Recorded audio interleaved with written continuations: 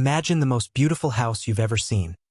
654 acres of rolling California hills, 54,000 square feet of pale pink brick glowing in the sun, 16 acres of gardens that look like Versailles dropped into the redwoods, and a name carved in stone that spells a perfect life philosophy. Filoli. Fight for a just cause. Love your fellow man. Live a good life. This is the dream William Bowers Bourn II built in 1917 at the absolute peak of America's first Gilded Age. He owned the richest hard rock gold mine in California. He owned the water that kept San Francisco alive. He had a perfect wife, 2 beautiful children, and enough money to buy entire counties for fun. Filoli was supposed to be their forever palace, the immortal monument to a perfect family. Instead, it became their tomb. In less than 20 years, the Bourn bloodline inside those walls was completely wiped out. 1920, their only son and heir dies in a fiery seaplane crash over the Pacific. 1928, their beloved only daughter drops dead at 35. 1936, William himself suffers a fatal stroke while walking the rose garden he planted for his wife. 1937, Agnes is found lifeless in her bedroom, surrounded by photographs of the children she outlived. For deaths, 1 family, 1 house. The servants said the laughter stopped the day the boy died and never came back. They whispered about footsteps in empty corridors at 3 a.m., the smell of fresh roses in the dead of winter, and a woman in black mourning dress drifting through the gardens long after Agnes was buried. Today, Filoli is one of the most photographed, most visited historic estates in America, famous for its beauty and its appearances in movies and television. But every docent knows the truth. Every gardener feels it. Every visitor who lingers too long in the Rose Alley senses it. This is the golden estate that swallowed an entire family. And the tragedy didn't end when the last born was carried out. It simply went quiet, waiting. Welcome to the dark legacy of Filoli, the most heartbreaking Gilded Age story you've never heard, where money bought perfection, and perfection bought oblivion. Please subscribe to this channel and comment where you are watching from. William Bowers Bourn II wasn't born rich. He was born ruthless. His father struck gold in the old-fashioned way in the 1850s, but William turned it into an industrial empire. By the 1890s, he owned the Empire Mine, once the richest hard rock gold mine in California, pulling out millions in bullion every year. Then he bought the Spring Valley Water Company, the monopoly that controlled every drop that flowed into San Francisco. After the 1906 earthquake and fire, when the city was on its knees, it was Bourne's reservoirs that saved it from total annihilation. Overnight, he became one of the 5 most powerful men on the West Coast. He married Agnes Moody, gentle, artistic, from one of San Francisco's oldest families. They had 2 children.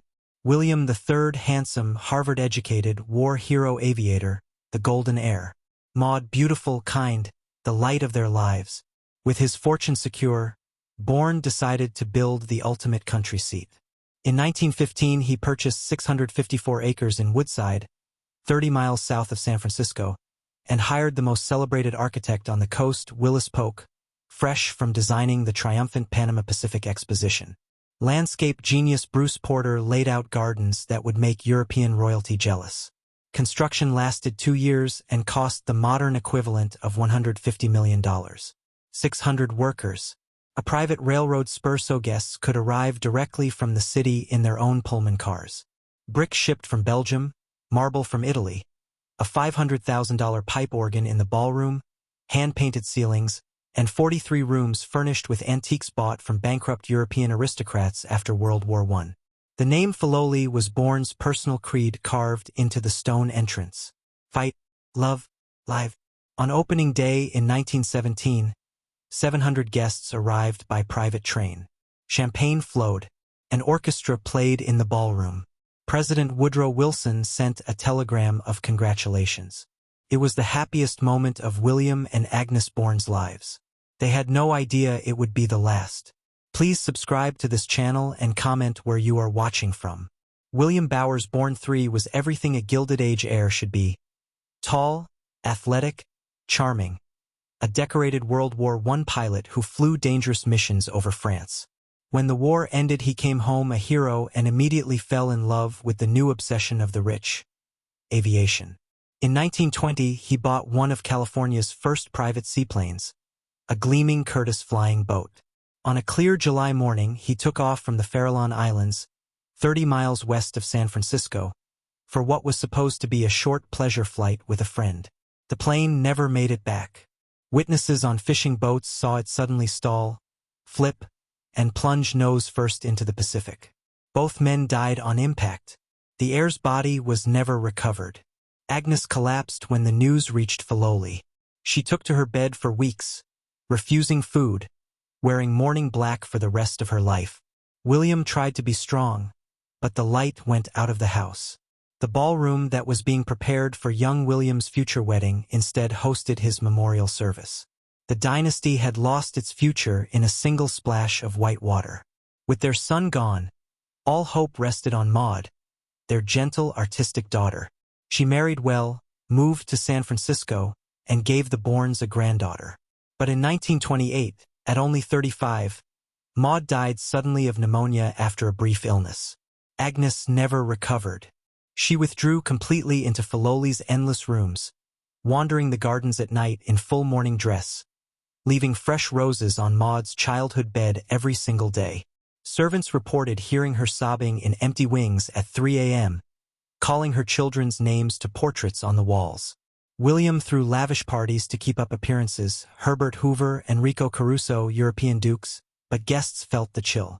The orchestra played while the hostess drifted through the crowd like a ghost. The laughter felt forced. The house, built for children and grandchildren, echoed with silence. On July 5, 1936, William Bourn, now 79, was walking the rose alley he had planted for Agnes 30 years earlier. He collapsed mid-step, a massive stroke. He died in the garden he loved, surrounded by the flowers that would outlive him. Agnes lasted only 14 more months. On September 14, 1937, she was found dead in her bedroom, seated in her favorite chair, surrounded by framed photographs of William III and Maud. The official cause was heart failure. Everyone who knew her said she died of a broken heart. In less than 20 years, the family that built Filoli was built for had vanished completely. The estate passed to a niece who sold it almost immediately to William P. Roth of the Matson shipping fortune and his wife Lurleen, heiress to the Matson fleet. They kept Filoli grand, even more parties, even more famous guests. But even their own daughter suffered a nervous breakdown inside the house and had to be institutionalized. In 1975, Lurleen Roth donated Filoli to the National Trust for Historic Preservation with one condition: it must never be torn down. Today, Filoli is open to the public. 750,000 visitors a year walk its perfect gardens, sip tea in the sunlit cafe, and pose for weddings under the same wisteria arbor where Agnes once wept.